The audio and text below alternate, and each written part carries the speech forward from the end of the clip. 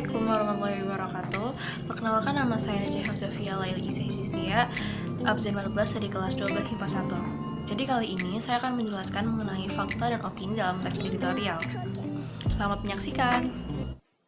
Fakta dan opini dalam teks editorial.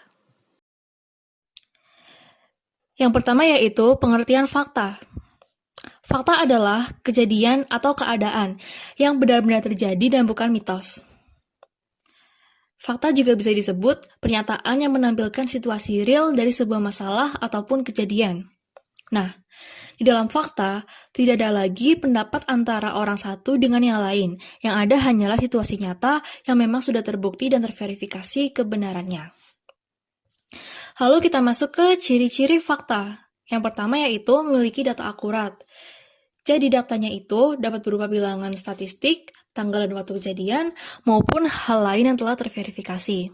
Yang kedua, bersifat objektif. Maksudnya itu, pernyataan yang terdapat di dalamnya bersifat umum dan telah diakui kebenarannya oleh banyak pihak, khususnya oleh badan atau lembaga resmi. Yang ketiga, benar-benar terjadi. Maksudnya itu, fakta bisa dilihat dengan menggunakan mata kepala sendiri, ataupun mendengar laporan beritanya dari orang yang berwenang, atau stasiun televisi yang menayangkan berita tersebut. Lalu kita masuk ke jenis-jenis fakta. Nah, jenis-jenis fakta itu ada dua. Yang pertama, fakta umum. Fakta umum itu, fakta yang kebenarannya berlaku selamanya atau sepanjang zaman. Contohnya itu, manusia bernafas dengan paru-paru. Atau Hari Kemerdekaan Indonesia diperingati setiap tanggal 17 Agustus. Yang kedua ada fakta khusus. Nah, fakta khusus itu fakta yang kebenarannya bersifat sementara atau hanya berlaku dalam kurun waktu tertentu. Jadi suatu saat tuh bisa berubah. Contohnya itu, saat ini Jeno merupakan personel boyband NCT Dream. Atau saat ini Ara sedang duduk di bangku sekolah menengah pertama. Nah, oke, lalu kita berlanjut ke opini. Pengertian opini menurut Leonardo W. Dud via Sumira 2004 menyatakan opini adalah suatu sikap atau pendapat seseorang mengenai sebuah persoalan ataupun keadaan yang pernah maupun sedang terjadi. Opini antara satu orang dengan orang lainnya cenderung tidak sama sebab dipengaruhi oleh beberapa faktor. Faktornya yaitu pola pikir, pengetahuan, serta lingkungannya. Jadi, opini bisa disebut juga sebagai gagasan atau argumentasi. Lalu kita masuk ke ciri-ciri opini. Yang pertama, kalimat opini tidak dapat atau belum dapat dibuktikan kebenarannya. Yang kedua, bersifat subjektif. Yang ketiga, didasarkan dari pendapat pribadi, tidak dari narasumber yang kompeten dan kredibel. Yang keempat, kalimat opini bersih tanggapan penulis atas sebuah masalah atau kejadian. Yang kelima, biasanya menggunakan kata-kata yang sifatnya tidak pasti, contohnya mungkin, rasanya, atau sepertinya. Lalu kita berlanjut ke jenis-jenis opini. Nah, jenis-jenis opini ini juga sama kayak jenis-jenis fakta. Ada dua. Yang pertama, opini individu atau perorangan. Opini ini merupakan gagasan atau opini yang dikemukakan oleh individu atau satu orang. Contohnya itu, berjalan kaki dari rumahku ke rumahmu tampak sangat melelahkan.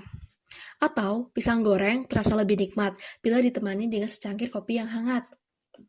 Yang kedua ada opini umum.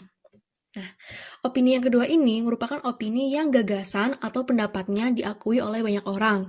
Contohnya itu, sering mandi di malam hari bisa menyebabkan rematik. Yang kedua, makan di malam hari menyebabkan kegemukan.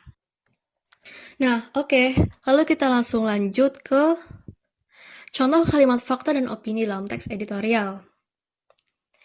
Jadi di sini ada teks editorial yang berjudul Banjir di Wilayah Indonesia. Nah, langsung kita analisis saja ya per paragrafnya, mana yang opini, mana yang fakta. Oke, kita mulai saja ya menganalisis dari paragraf pertama. Paragraf pertama merupakan fakta, karena pada kalimat ini, hampir setiap tahun banjir menjadi masalah di negara ini karena memang faktanya hampir setiap tahun Indonesia dilanda oleh banjir. Lalu untuk paragraf kedua merupakan opini, karena ini. Banjir yang terjadi selama ini dapat disebabkan oleh ulah manusia, jadi semata-mata ini merupakan opini penulis saja.